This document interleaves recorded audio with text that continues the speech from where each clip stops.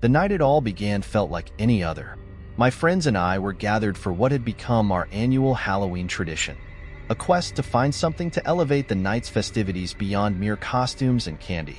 We decided to venture into a little-known antique shop tucked away in a dim, forgotten alley of our town. It was the kind of place you'd pass by without a second glance unless you were searching for something out of the ordinary. The shop was obscured by the shadow of taller buildings, its windows dusty and cluttered with relics from another time. A bell chimed ominously as we pushed open the creaky door, signaling our arrival. Inside, the air was thick with the smell of old wood and forgotten stories. The shop was crammed with curiosities. Each corner seemed to whisper secrets from the past. It felt as if we'd stepped into a time capsule, where the present was merely a faint echo.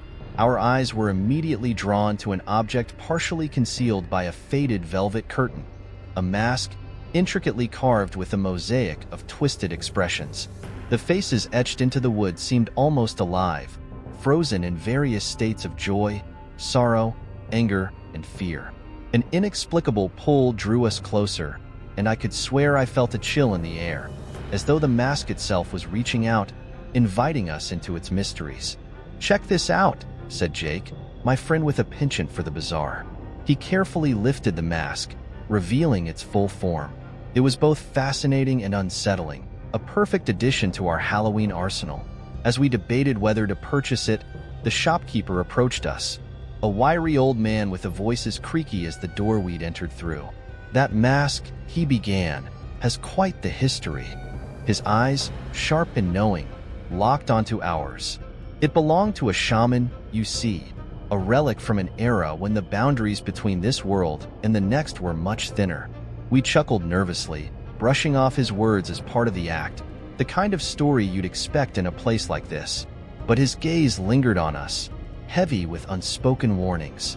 Ignoring the unease his tale stirred, we bought the mask. As we left, I couldn't shake the feeling that we'd taken more than just an artifact. It was as if we'd unwittingly walked into a pact with the unknown. Back at the party, the energy was electric. Music blared through the speakers, lights flickered across the room, and the air was alive with the scent of popcorn and spiced cider. We were eager to unveil our new find, and as I slipped the mask over my face for the first time, the world around me seemed to shift. There was a momentary jolt, like a static shock, and then a wave of cold washed over me. I was no longer in the room, not entirely. Instead, I found myself in a shadowy realm, surrounded by ghostly whispers and flickering images. Faces and places flashed before my eyes, fragments of memories that weren't my own. It was like being trapped in a waking dream, both captivating and terrifying. When I finally tore the mask off, I was greeted by the concerned faces of my friends. My heart raced as I tried to process what I'd seen. It felt like I had glimpsed something forbidden, a peek behind the veil of reality. But despite the lingering fear, there was an undeniable thrill in the experience, a curiosity that burned brighter than any caution. My friends, intrigued by my reaction, clamored to try the mask for themselves. One by one, they each took their turn, and it quickly became the highlight of our gathering. Each of them emerged with their own tales of strange visions and eerie encounters. Some laughed it off, calling it the best party trick ever, while others grew silent, haunted by the mask's revelations. As the night wore on, what had begun as harmless fun took on a darker tone. We became fixated on the mask, driven by a need to understand the power it held. Little did we know, we were playing with forces beyond our comprehension, awakening something that had lain dormant for far too long. In the days that followed, the mask became a permanent fixture in our lives. We gathered regularly, each of us taking turns to don it, eager to unravel more of its secrets. The thrill was intoxicating, a dangerous addiction that none of us could resist. But as we delved deeper into its mysteries, strange things began to happen. It started with small, unsettling incidents. Objects moved on their own, shadows seemed to flicker in the corners of our vision, and a cold breeze would sometimes sweep through the room without warning. At first, we laughed it off as paranoia, a byproduct of too many late nights and scary stories. But as these occurrences grew more frequent, a sense of dread settled over us. We should have stopped then, put the mask away and walked away from whatever dark path we were on. But we were young and foolish, blinded by the allure of the unknown. We had no idea what we had unleashed, nor the price we would soon have to pay for our curiosity.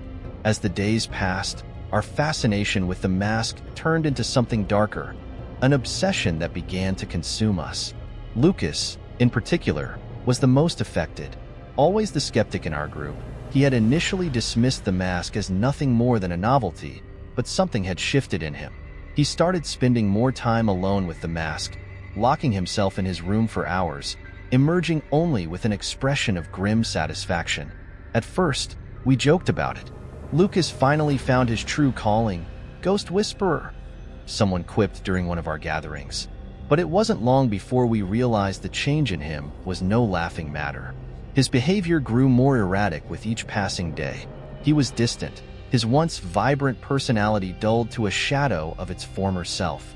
It was as if the mask had latched onto him, drawing him deeper into its web of mystery. It wasn't just Lucas, though.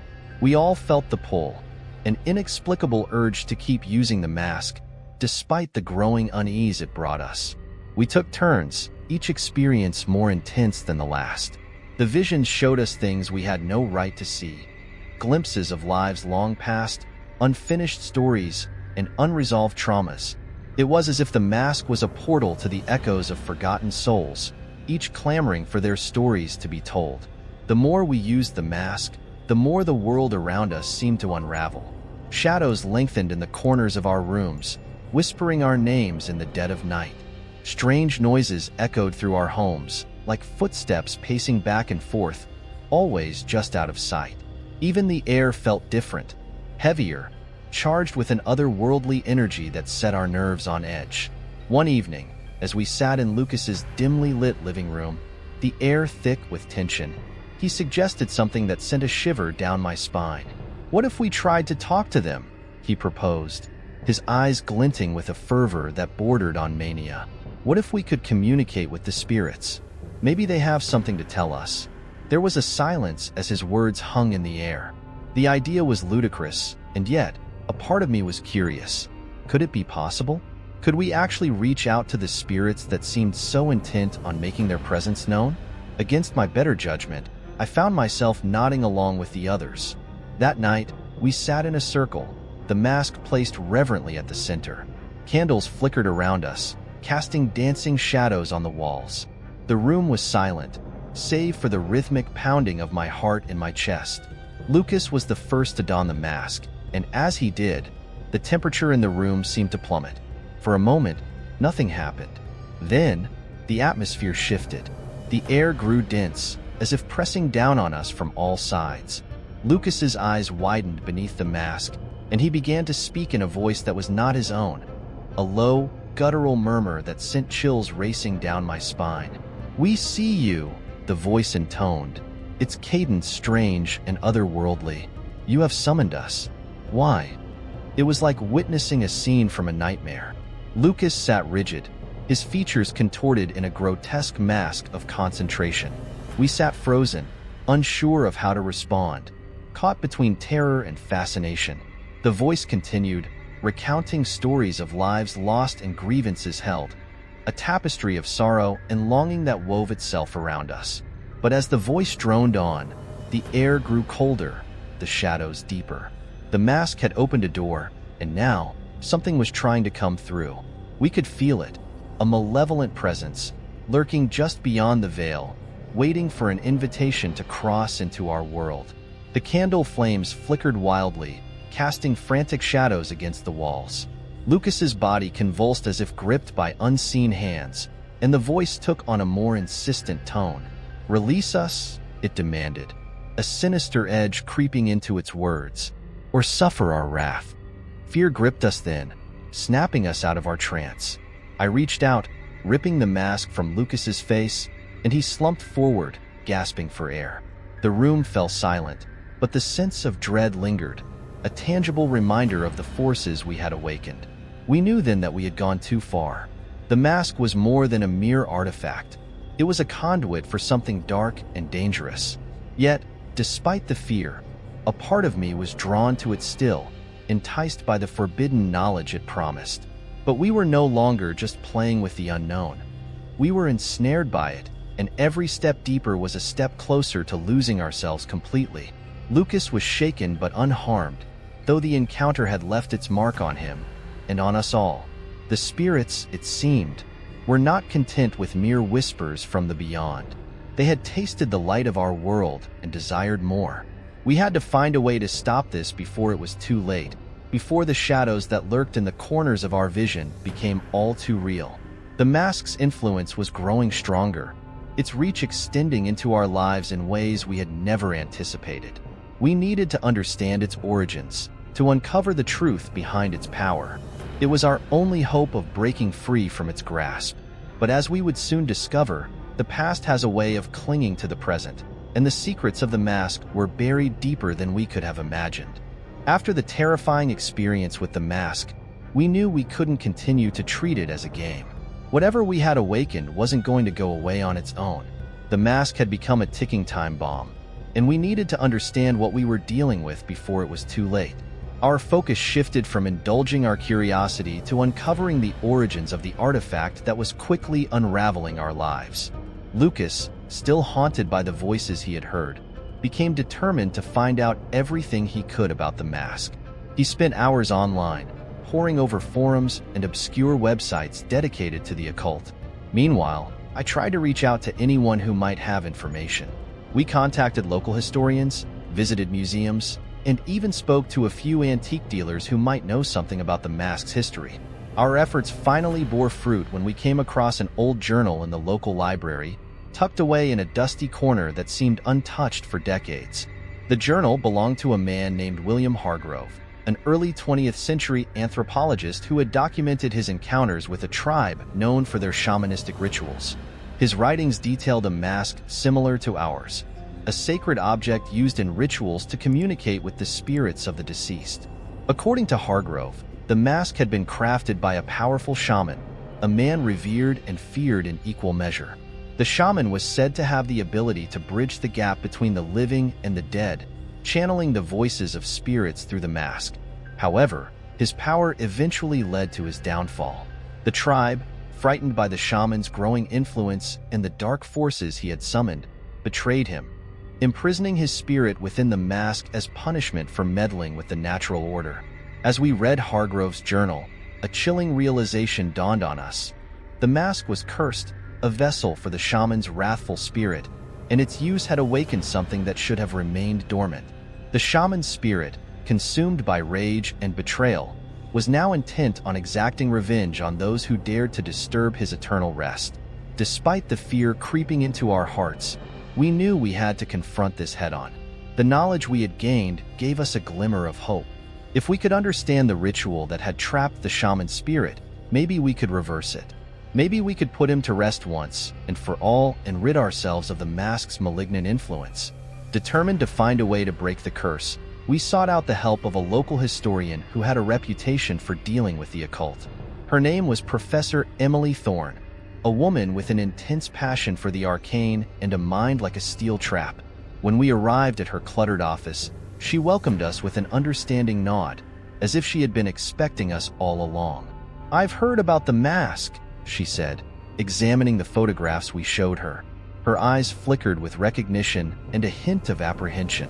"It's more dangerous than you realize. You're dealing with something ancient and powerful." Professor Thorne explained that to break the curse, we would need to perform a ritual similar to the one used by the shaman's tribe. It required specific ingredients, rare herbs, symbols of protection, and a personal offering from each of us to appease the spirit. It was a dangerous process, she warned, one that could backfire if we didn't execute it perfectly. Despite her warnings, we knew it was our only chance. We set about gathering the necessary items, each step fraught with tension and the constant feeling that we were being watched by unseen eyes. The atmosphere around us grew increasingly oppressive, as if the mask was aware of our intentions and was fighting back in whatever way it could. As the day of the ritual approached, the activity in our homes reached a fever pitch. Shadows moved independently of any light source, and phantom footsteps echoed through empty hallways. Lucas became even more withdrawn, his sleep plagued by nightmares of the shaman's spirit, whose anger seemed to intensify with each passing day. Finally, the night of the ritual arrived. We gathered at Lucas's house, the air charged with a mix of fear and determination. Professor Thorne had agreed to guide us through the process, but she warned us once again of the dangers. "The spirit won't let go easily," she said, lighting the circle of candles that surrounded us.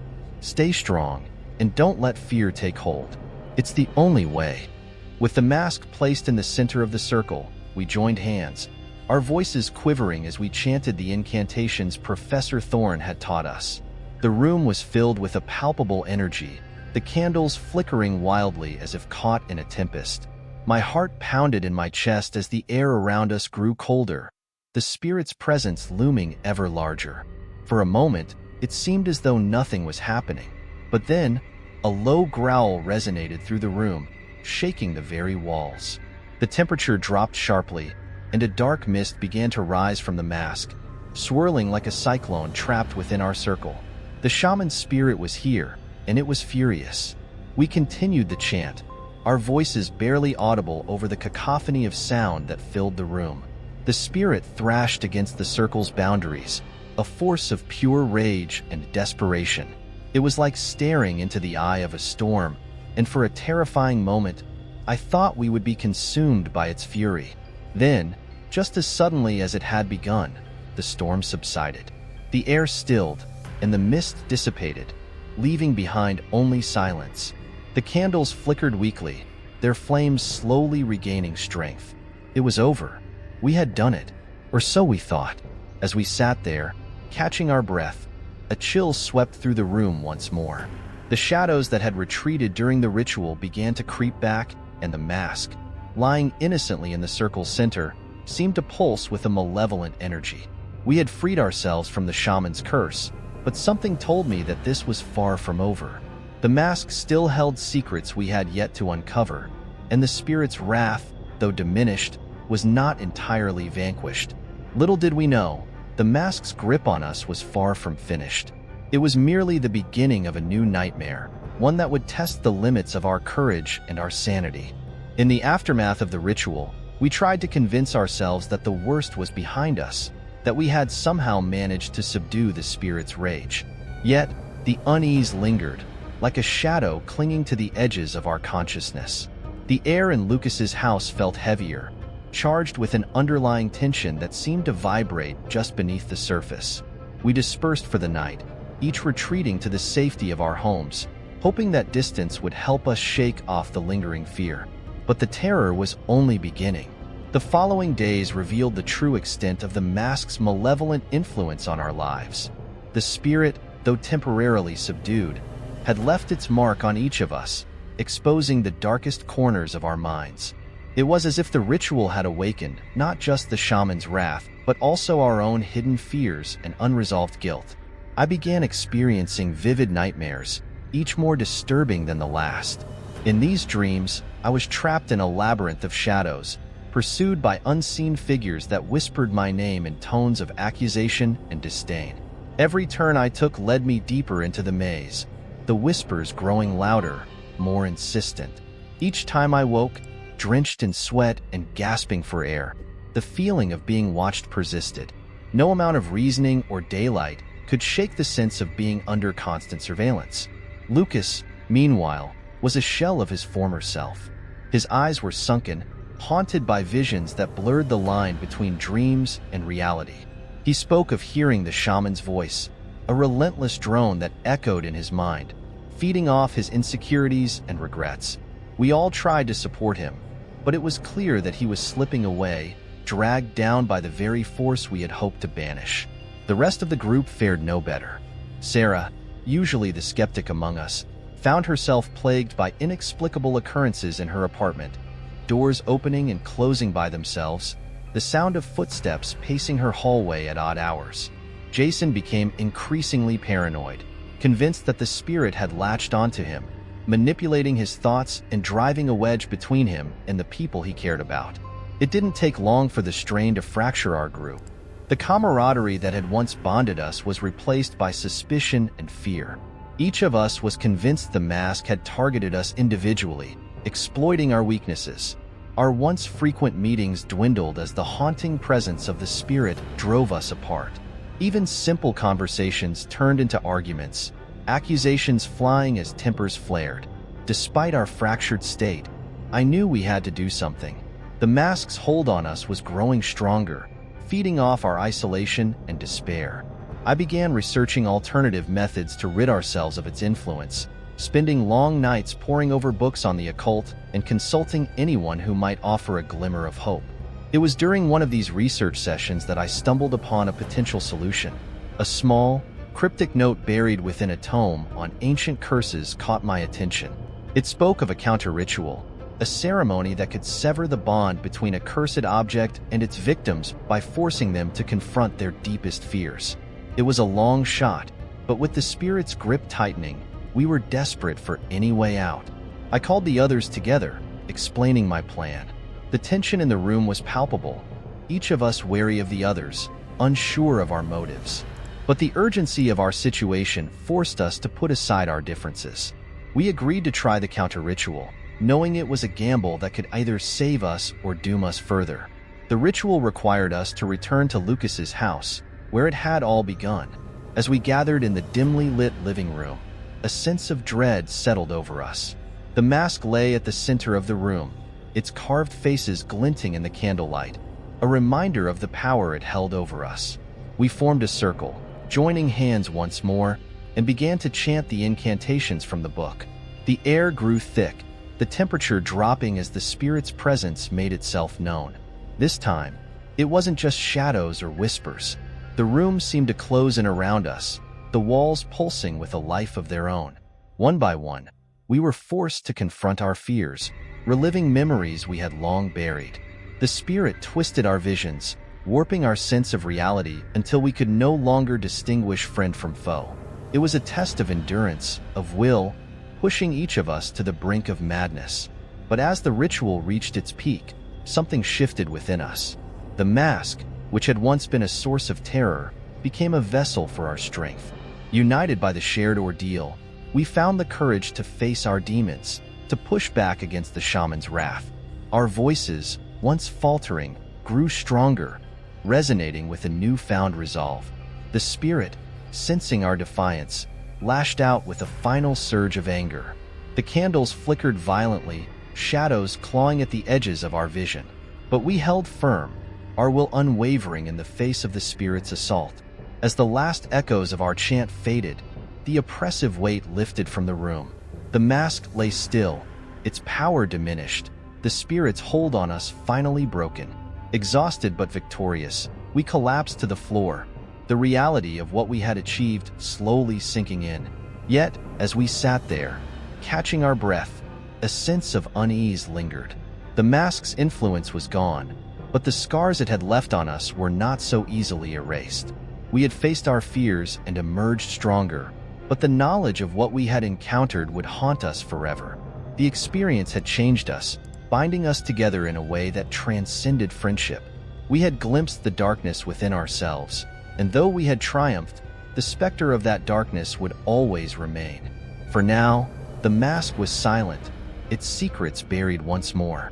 But deep down, we knew that the shaman's spirit was not entirely vanquished. It lay in wait, biding its time, a reminder of the perils that lurked in the shadows and the price of curiosity unchecked. In the weeks following the counter-ritual, life slowly began to return to a semblance of normalcy, though the haunting experiences we had endured lingered in our minds like shadows that refused to fade. We were free of the mask's immediate influence, but the ordeal had left its mark on each of us in profound ways. Lucas, once the skeptic of our group, now walked with an air of cautious introspection. The voices that had plagued him during the worst of it had finally fallen silent, but the echo of their presence lingered in his eyes. He spent more time with us, the bond we'd forged in the face of terror stronger than any that had existed before. Yet, there was a haunted look about him, a reminder of the fragile line between the known and the unknown we had crossed. Sarah, who had always prided herself on her rationality, found herself changed as well. She no longer dismissed the supernatural out of hand. her skepticism tempered by the realities we'd faced. Her apartment was finally quiet, the ghostly disturbances that had tormented her now a thing of the past. Still, she slept with a light on, a small concession to the fears that still lurked at the edge of her consciousness. Jason, ever the pragmatic one, had taken longer to reconcile with what had happened. The paranoia that had gripped him was gone, but he carried an awareness of how close he had come to losing himself. He took up meditation, a way to center his thoughts and keep the darkness at bay. It was a struggle, but one he faced with determination, bolstered by the understanding that he wasn't alone. As for me, I found myself caught between relief and unease. The nightmares that had plagued me began to fade, their intensity waning with each passing day. Yet, a part of me remained vigilant, wary of what else might be lurking in the shadows. The mask had shown us the depths of our fears, and though we had emerged stronger, the knowledge of what we had faced was something I couldn't easily forget.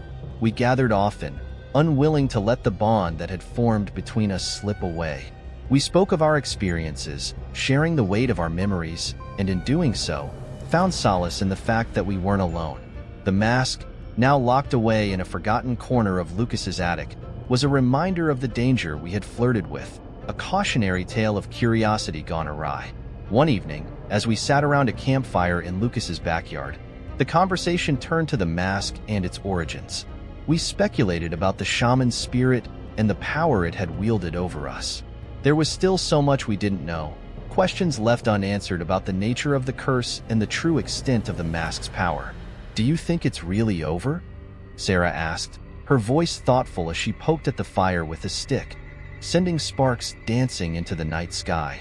"I want to believe it is," Lucas replied, his gaze fixed on the flickering flames. "But something tells me the spirit isn't done with us yet. It might be quiet now, but that doesn't mean it's gone." Jason nodded, his expression grim. "We've seen what it can do. We can't afford to forget that. If it comes back, we'll be ready," I finished, the determination in my voice surprising even myself. We had faced our fears and come out the other side, scarred but stronger. We wouldn't let the darkness take hold of us again. As the fire crackled and the night deepened, a sense of calm settled over us. The terror we had faced had brought us closer, forging a bond that would withstand the trials to come. We knew that the shaman's spirit might one day return, but for now, we had the strength to face whatever lay ahead. In the end, we had learned to live with the shadows, to accept the darkness that dwelt within and around us. The mask, once a source of fear and fascination, was now a symbol of our resilience.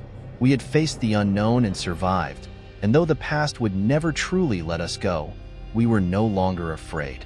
And so we sat, huddled together against the chill of the night, our stories mingling with the smoke as it rose into the starlit sky. We had seen the horrors that lurked beyond the veil, and though the journey had been fraught with peril, we had emerged stronger, bound by the experiences that had changed us forever. As the fire burned low and the first light of dawn crept over the horizon, I felt a sense of peace settle within me. The mask might hold its secrets, the shadows their mysteries, but we were no longer the naive souls who had first stumbled into that antique shop. We had faced the darkness and prevailed, and for that, I was grateful. In the end, the mask was just that, a mask. It was the power we gave it, the fears we projected onto it, that had held us captive. And now, having faced those fears, we were free. Whatever the future held, I knew we were ready. Together, we had faced the darkness, and together, we would continue to stand against whatever came our way. If you like the story, subscribe, like, and comment, and see the next story.